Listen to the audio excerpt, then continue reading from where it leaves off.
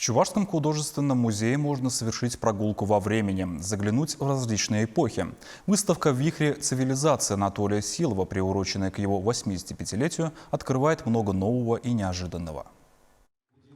У художника Анатолия Силова много наград и почетных званий, так что неудивительно, что открытие выставки началось с вручения мастеру кисти благодарственных и поздравительных писем, а также диплома и медали. Сам Анатолий Александрович считает, что секрет такого успеха в нескончаемом трудолюбии и упорстве. Если коротко, то надо пахать, не стучать кулаком по груди.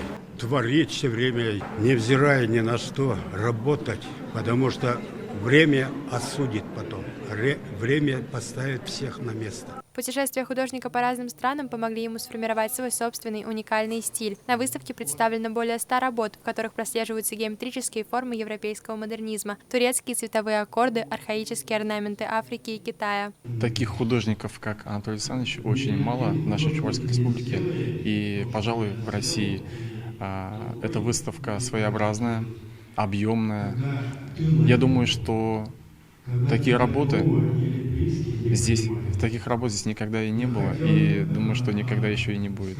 Героями полотен Анатолия Силова становятся известные политики, философы, полководцы современности и прошлых веков. Образы художник собирает по крупицам, изучая историю костюмов, их декор, религиозную и мифологическую символику. Столько энергии из этих картин идет, что, наверное, никто не подумал, что это художник абсолютно возрастной.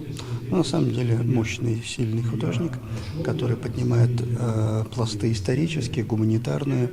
В своем творчестве он обращается к образам, которые уже канули в лето. То есть мы судим о той эпохе через его картины. Это смело очень и ответственно.